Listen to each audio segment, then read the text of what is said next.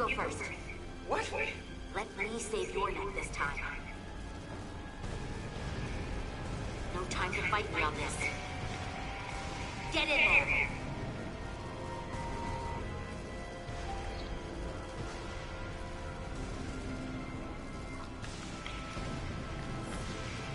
Not on your life. Let's not pretend that.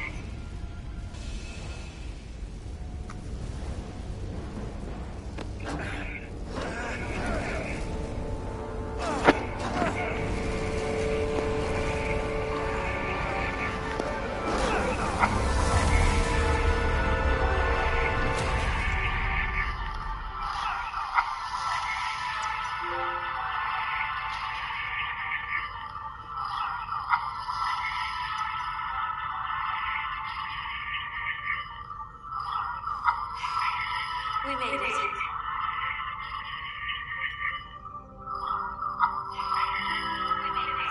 They're safe. Bringing the Sith fully online. Do it.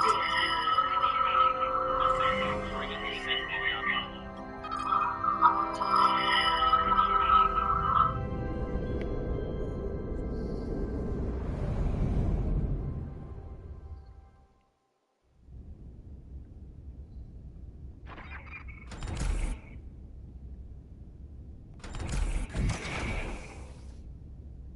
Nilly. I'm good. Help me with him.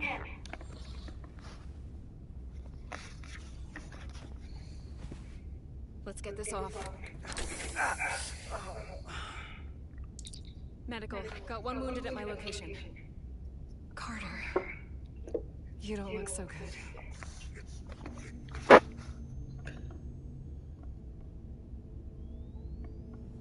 You gotta be more careful. I just got here. I'm not ready to see you two get blown to space dust just yet.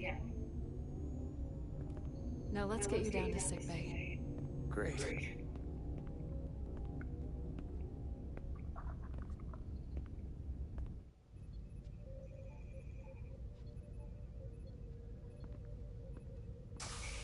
Status report. The repair crew made it inside. EPS flow is back to nominal levels. The SIF is back up.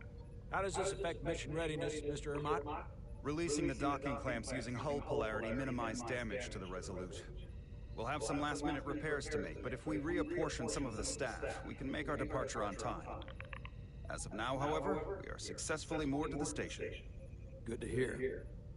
Send updates to my ready room. Commander Rydek, with me.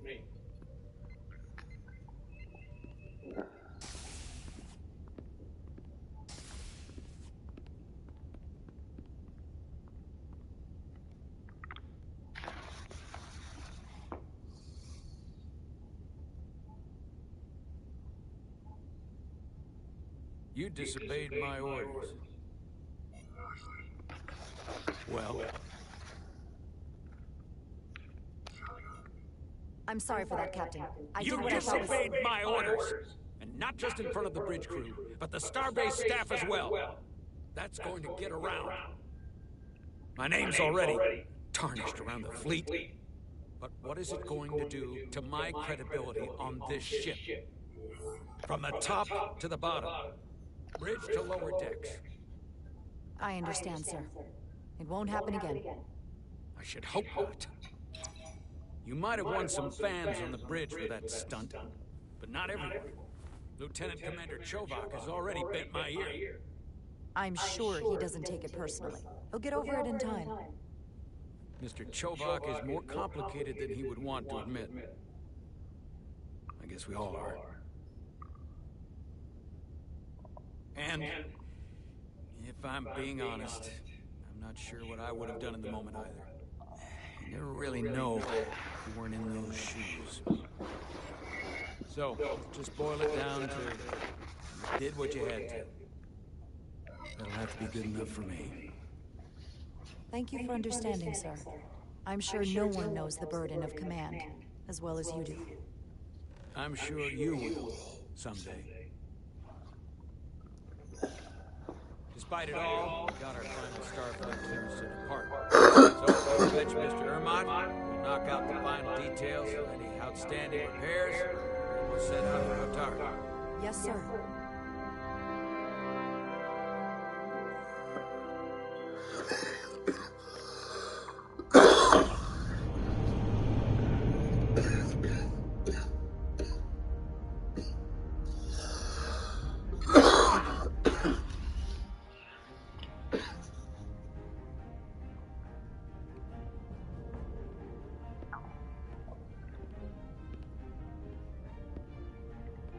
All departments reporting full mission readiness.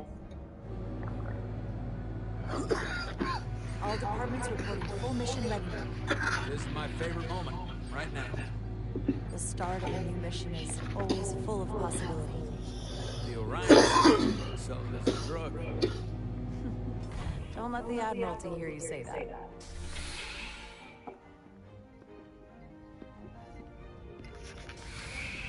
Captain on the bridge. Sit, everyone. You all know, I'm not big on speeches. We're embarking on the first mission since our refit. Let's make it good. Disengage docking clamps. Do it again.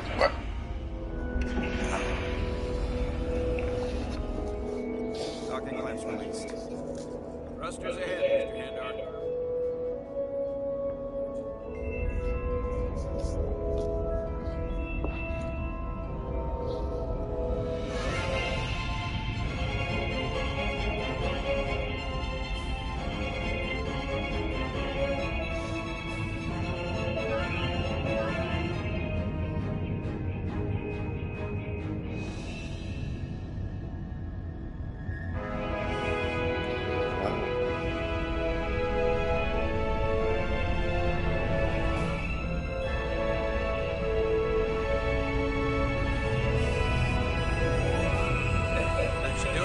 Set a course for the Otari system. Prepare to go to warp 8. Hi, Captain. You know what? You take this one. Me?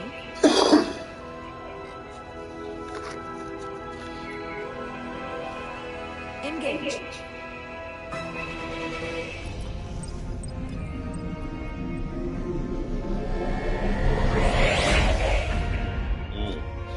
Yo.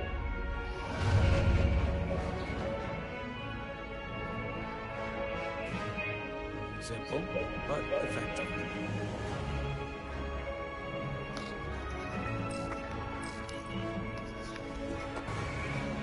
Easy. Thank you. I'm fine. Really. You don't look so good.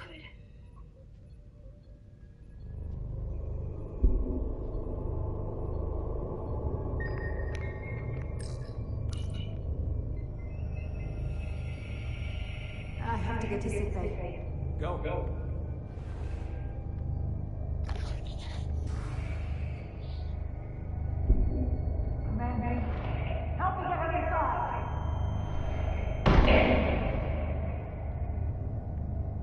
So.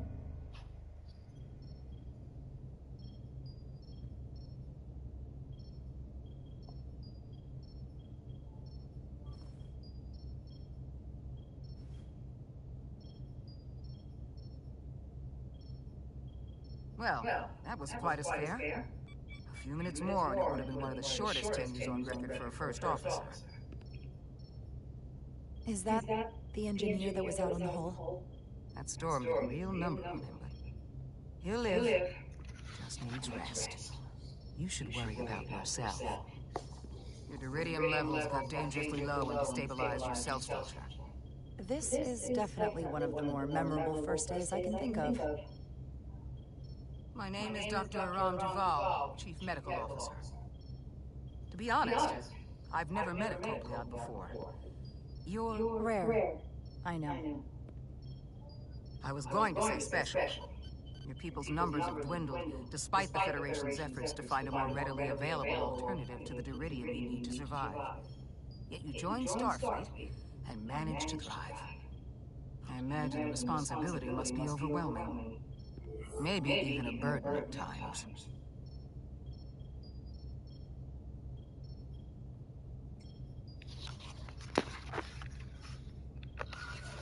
I don't like the attention it brings. Being treated differently than everyone else. But you are different. That's not something you can change. True. But sometimes it makes it even more difficult than it already is. And don't worry, I won't treat you like a science experiment. I just do the science and leave the experiments to Solano. You don't agree with his methods? I don't agree with his definition of acceptable risks. Not when the lives of your crew are at stake.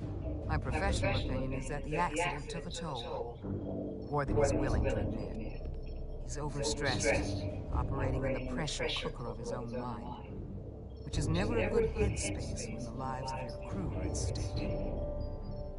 What concerns me is that now he's even further away from the thing he's been chasing his entire career. The breakthrough discovery. The major innovation. Something he can put his name on. The more the time passes and the further out of reach it gets, the more risk he'll be willing to take. People become blinded by their own ambition. I've seen it happen before.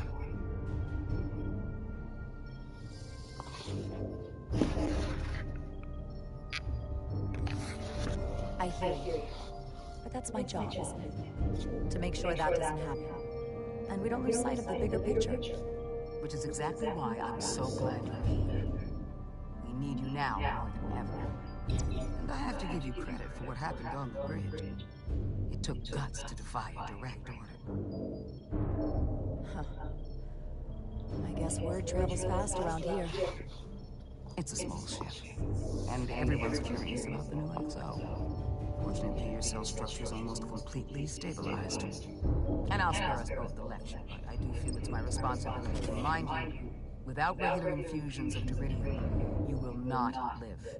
It's as simple as that. Understood. Then, my work here is done.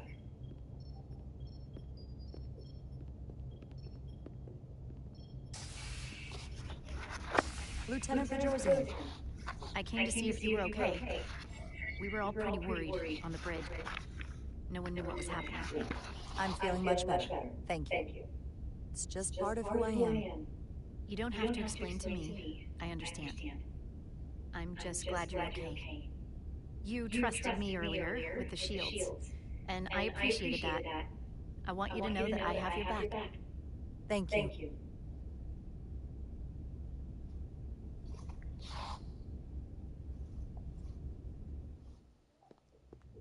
Now, Carter, the emissions that gave you that burn are quite unusual, like everything else that goes with this storm.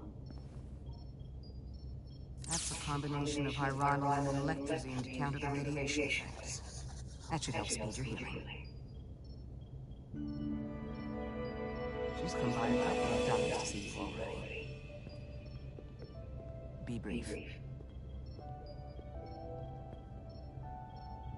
It's good to see you awake again. I was starting to get worried. Not that you aren't in good hands with Dr. Duvall. You did take one hell of a shot, though. You know you can't get rid of me that easy. Don't push me, Diaz. You do not want to see me try. Nope. I am not getting on your bad side. I am a formidable enemy. Millie was looking in on you too, by the way. But since it's just us right now, I had a chance to think about this while I was away. And I thought it was important that I just come out and tell you. Instead of tiptoeing around it. This is just a guess, but you like me. Is that what this is? How'd you know? Must have been pretty obvious. Which is funny because kind of came out of nowhere for me at first. Well, you know, I was hoping. I guess that makes this a little easier to say. We've been really good friends for a long time. I want to see if there's more between us than just being friends. You don't have to explain. I feel the same way. There is something between us. So, do you want to find out what that something is? If it's there for you, and it's there for me, why not give it a try? Are you kidding me? I just said yes. I wanted to be sure I heard that right. Sorry to interrupt, but the patient needs to rest if he wants to get back to his old self. Of course. I'll see you again soon.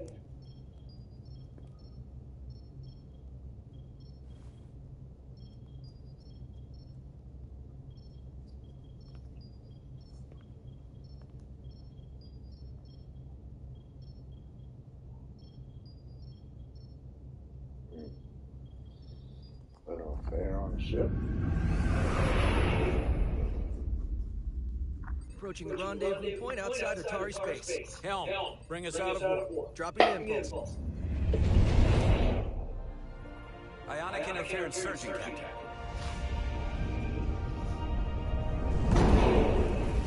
Shield integrity holding. We can take it. We are at the correct coordinates to meet the shuttle. Commander Ryder, find us our diplomat, if you will. Aye, Captain. Let's reduce the noise. Filter out environmental signals. I can manually tune what's left for Federation signal types.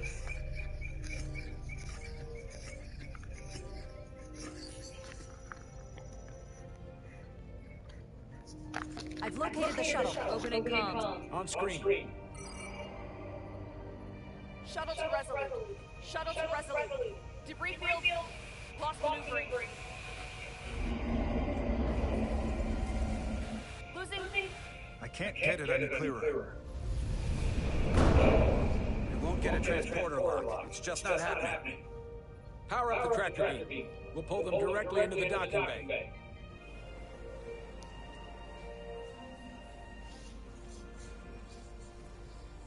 Diaz, you good to run the tractor emitter? Yes, sir. You sure? I'm sure.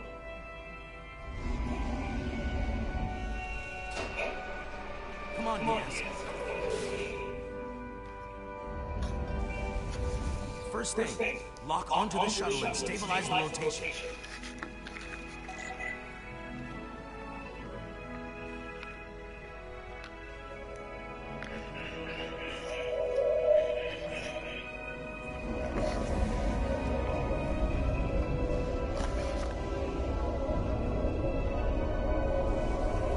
We're pulling in debris.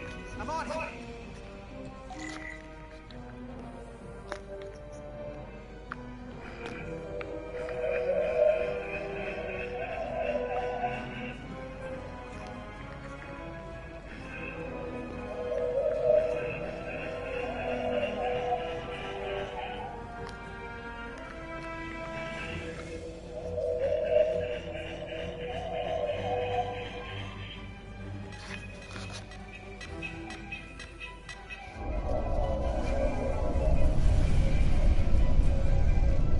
Take out the shuttle. There's the bridge. There's a large piece of debris heading for the shuttle. The tractor beam can't handle it. Can our shields take it? I believe so. Commander Ryder, plot an intercept course. On it.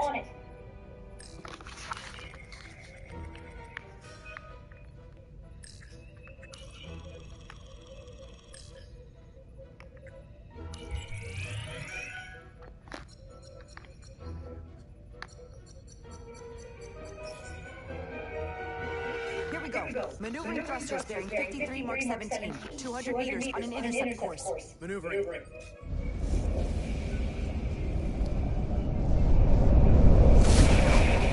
Got it. Whoa! Someone's working hard on the bridge.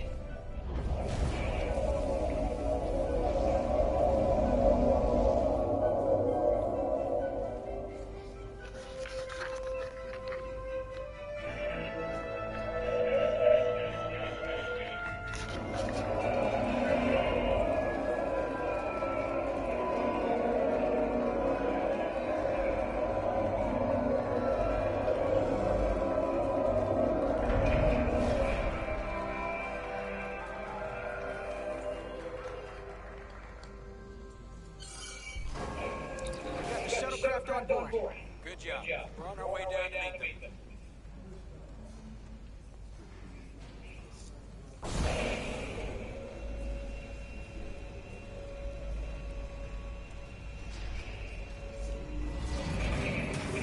terra firma, so to speak.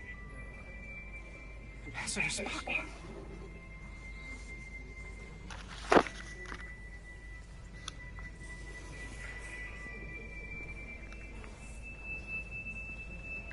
The captain will be right down to meet you, sir. In that case, I will wait for him here.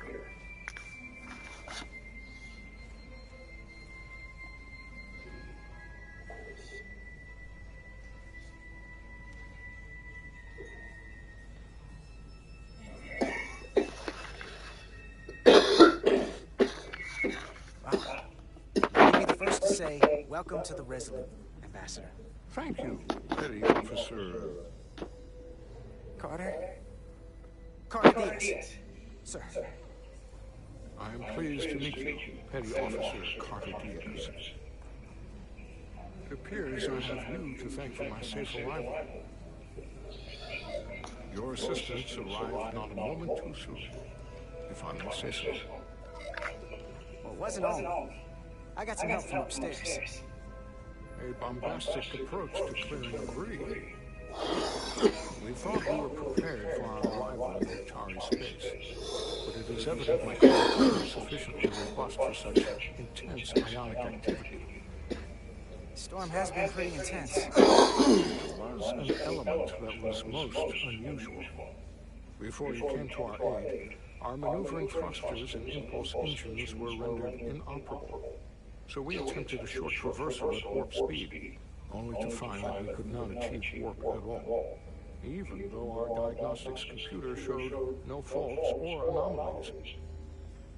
What do you make of that? When all indications say that warp speed is possible, but in practice, we find it is not. Well, the storm is one of the strangest phenomena we've ever encountered. It's disrupted other systems. Who knows what it might do to a warp drive? Yes, it would seem further investigation is called for. Take readings, run some additional diagnostic checks, and we'll get to the bottom of this. Quite logical, Petty Officer Diaz. Thank you. Ambassador Spock. Excuse me. I'm honored to have you aboard. I'd like to write to you. We're already behind.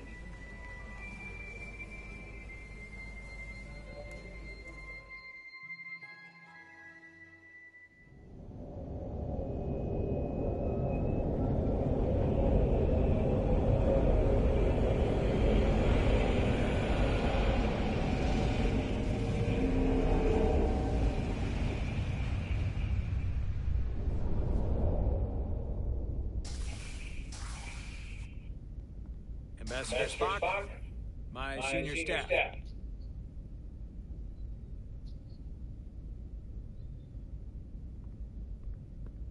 It's not every day that a captain gets to welcome a Starfleet legend aboard. You flatter me, Captain Salon. But legend implies the past tense, whereas I am very much focused on our present circumstances. I didn't mean to suggest you were stuck in the past. You're right, Ambassador. Not the most diplomatic choice of words. Your experience comes from the past, but our present situation calls for it. True enough. We were hoping you could fill us in on the details. We got the basics from Starfleet. Two formerly peaceful neighbors are now on the brink of war. Indeed, and the tension between them grows fiercer by the hour.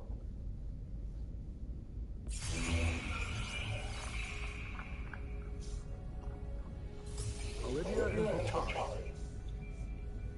The Lydians are the more advanced species. They made first contact with the Otari over a century ago. This is Tau, the Otari moon. It is rich in dilithium, and for decades, the Otari and the Lydians have shared a mining operation there. The Lydians provide the technological resources, while the Otari have served as the labor force. The stability of that arrangement was the source of their peace, until recently. The Otari have suddenly and forcefully seized control of the mining operations and expelled the Lydians from their system. That is the official story, as told by the Otari when they requested Federation mediation. The but the details remain scant. Communications between all parties have been limited by the ionic interference. Have the Elydians retaliated against the Hotari? Or taken any action against them? Surprisingly, they have not yet responded in kind. They were open to a Federation presence, but it is unlikely the relatively primitive Hotari forces would stand a chance against the Elydian fleet in open war. Left unchecked, this conflict will result in more bloodshed, which is what we are here to prevent. And the dilithium trade hangs in the balance. Clearly the Hotari have been exploited in this relationship. Maybe we can persuade them peace is a more profitable alternative for everyone. They both profit from the mines. And for the Hotari, something is better than nothing. Peace is our objective, after all. That is correct. If we could convince them, it would restore the peace. But we would need the Hotari to accept a difficult compromise. Made all the more difficult by the emotions flaring on both sides, no doubt. Neither the Elydians or the Hotari are members of the Federation, so we can't make them do anything. There is an additional complicating factor I should mention. In the past, the Federation has relied on the Elydians as a source of dilithium. That certainly changes things. The Federation sources its dilithium from a lot of places. Yeah, and this is one of them.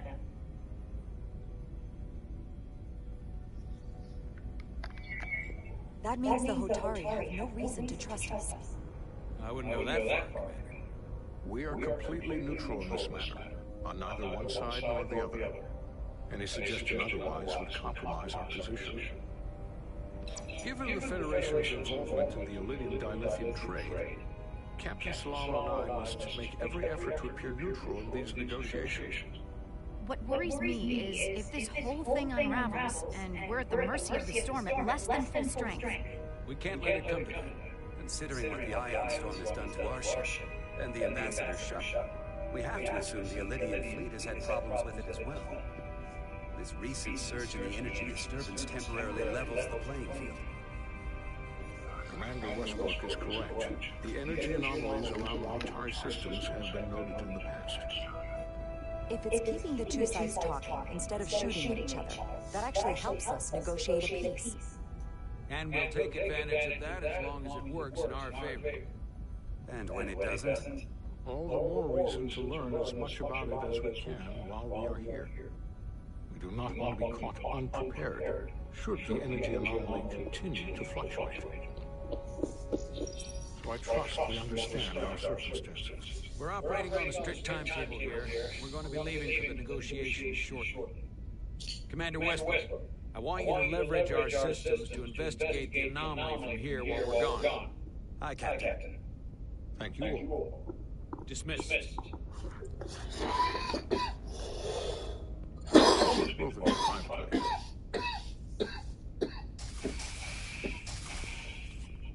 Ambassador Spock, I'd like to make a formal introduction. My first officer, Commander Jarrah. Commander, as you are aware, there are limits to what Captain Solano and I can do in our official capacity as representatives of the Federation. But someone in an unofficial capacity,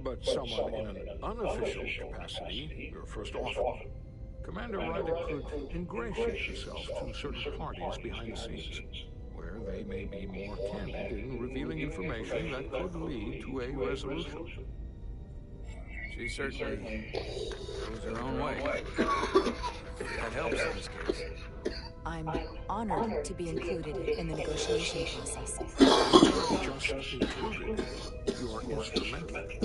Well, I hope Commander Ryder will have more luck finding out what really happened than we will to officially. The fate of the negotiations, the interests of the Federation, and the prospect for peace may very well depend on it.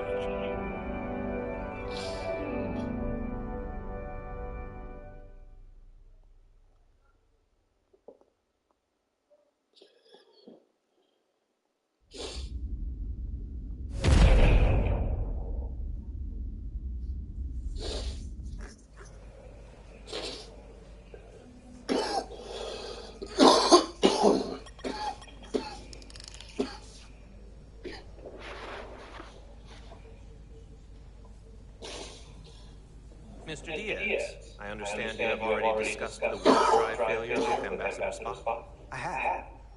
It is imperative that the Ambassador's shuttle be flight ready. I need you both to ascertain the root cause of the failures he encountered. I'm surprised, Commander. I thought you had wanted to work on Ambassador Spock's shuttle yourself.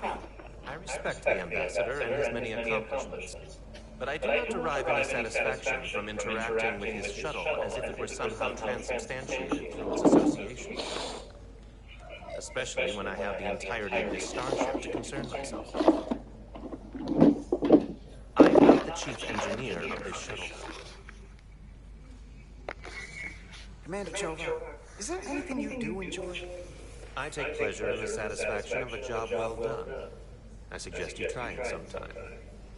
Make note of any abnormalities in your report. Carry on. Was that a joke? No, couldn't have been. It seems like he's warming up to us. Yeah. Even Chobok has to look at that face and know you've earned some real respect. And I have to admit that I owe you one. You were right to make me go first. I don't know what I was thinking. You've put me out of trouble how many times? Call it even. Okay. At the very least, maybe I can track down that bottle of Sorium brandy you're still on the hook for. But first, we have work to do.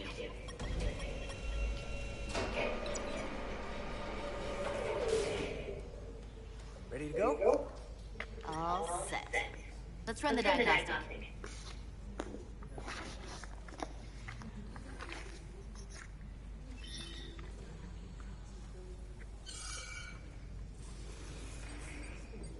So, I know about your talk with Miranda. You do? She sent me a Priority 1 dispatch right after our conversation. I'm happy for you. Both of you. Thanks. But I'm only going to tell you this once. Don't screw this up. Because I would be very unhappy if you tried this out and then, I don't know, 6 weeks or 6 days later I have to start splitting holidays between the two of you. All because things went south and you're not on speaking terms. That just isn't gonna work for me. You really don't believe in me, huh? It's not you. Or her. Just running the numbers, and things don't work out more often than they do. I like my friends, and I like our group. I don't want to lose that. Is that thing done yet? Yeah, it's wrapping up. Let's see. The relays along the primary EPS are blown. The backup relays are all intact. An EPS overload from the warp drive could cause that. But how did the shuttle end up dead in the water? Well, maybe the ship's data recorder can tell us something.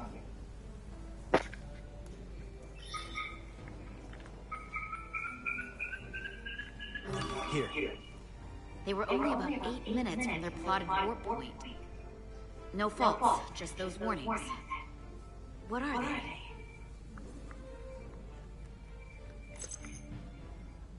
The warp field became inverted suddenly. I've seen this happen when the center warp coil cracks. A cracked warp coil throws a fault code. Still, we should take a look.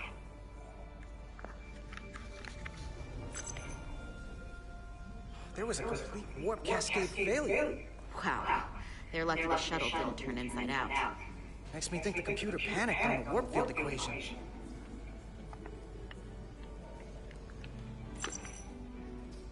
Subspace variance out of tolerance. What does that mean? It means the main navigation array lost sight of space somehow. Will the array going offline cause that? Yes, but it should have also thrown a fault code. Any one of these failures should have thrown a fault. If it was caused by a system failure. None of this caused the relays to blow. Roll forward to when that happened. Yes, ma'am. So here, they take a moment to get their bearings and they attempt to re-engage the warp drive. There. That's the relays blowing. And look, there's another warp system alert. They're all the same. Subspace variance out of tolerance, warp inversions. Finally, there's a complete warp cascade failure. then it's one of two things.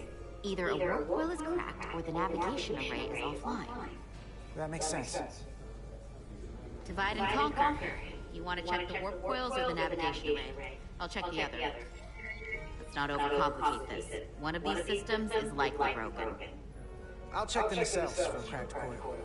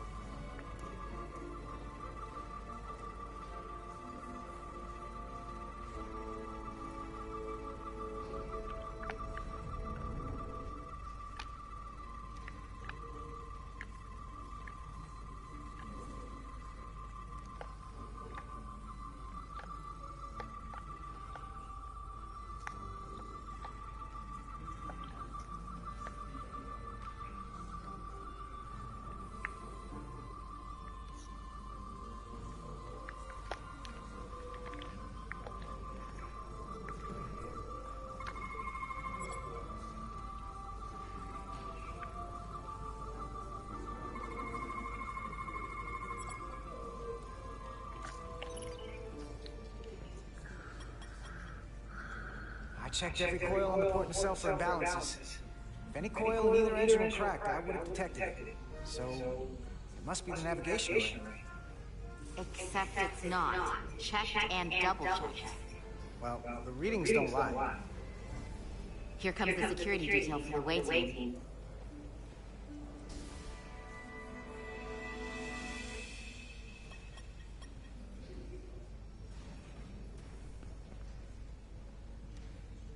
Hey. I'm not here. We're escorting the negotiating team to the surface as soon as they come down from the bridge. I don't want to interrupt some important work. I was just hoping to see you before I go. The captain and the others will be here any minute now. Should be an interesting ride down to the surface. Come on, I'm never too busy to make time for you. That's not true. No. But I am glad you came by. Now that's more accurate. I gotta be precise with you, huh? Hey, Maris. Aren't these those button pushers you're always hanging out with? And you're the phaser jockeys we always beat in Barisa squares, right? All aboard for Hotari! That and another one of the captain's railroad things.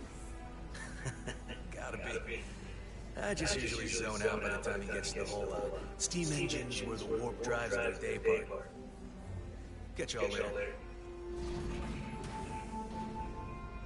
You don't want to miss your train. I do have to go.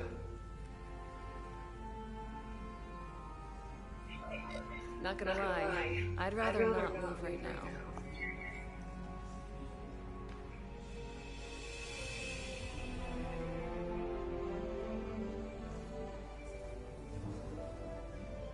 That was nice. Yeah, it was. Save some of that for when I get back. You got a deal.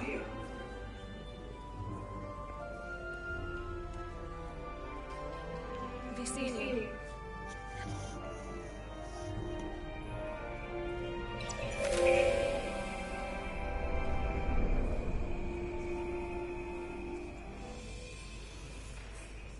Larda Diaz. If you could float back down to reality, we still have a ways to go. All right, where were we? So, the warp coils in the navigation array are fine, but the nav computer doesn't seem to think so. I'm out of ideas short of field stripping the shuttle from bow to stern. You want to take this out of the shuttle and throw it on the bench? Oh, real hands-on maintenance. I like it. Okay, the nav computer is patched into the ship. The ship's computer can double-check our work. If the shuttle's nav computer is putting out false data, we'll know it. Let's run through the shuttle's logs again. Running now.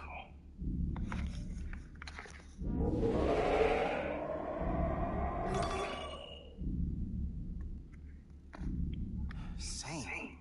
Warp field inversion and a cascade failure. However, the Resolute computer doesn't show the same subspace variance. We're in the same conditions that the shuttle was in when it failed. Why wouldn't the ship's computer get a matching result? What if the subspace variance was a momentary occurrence? That's a possibility, and it would explain why the simulation and our current sensor readings failed to reproduce the issue. But a subspace anomaly strong enough to cause a warp field collapse would leave graviton ripples for days. Let's run with the momentary subspace variance theory for now. Roll forward to the shuttle's attempt to re-engage the warp drive. We need the conditions of space around the shuttle at the moment of warp failure. Resuming simulation.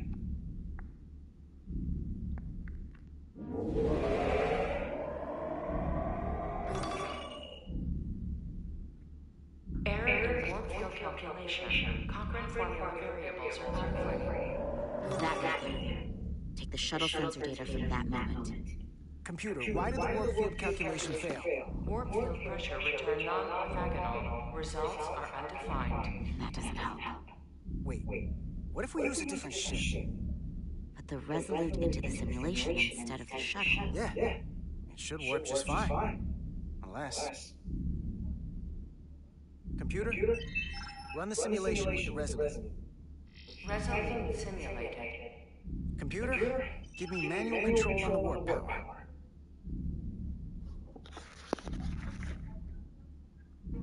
Static intensity warp 1.1, 1.2, 1.3. Warp pressure is destabilized. Error in warp field calculation. The warp drive has experienced a system-wide cascade failure. Warp field collapsed. Subspace variance is out of tolerance. Cochrane formula results are undefined. Bingo. What out? The same moment when the shuttle failed to warp, so did the ship. Whatever happened to the shuttle just happened to us. The Resolute will not sustain warp. We can't leave Hotari space.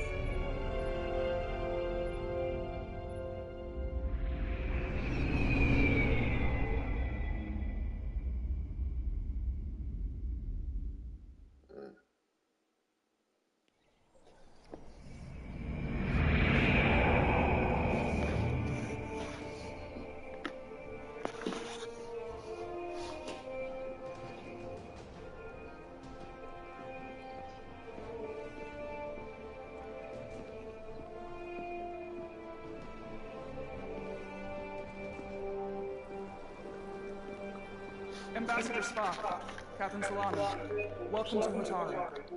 We are honored you have come.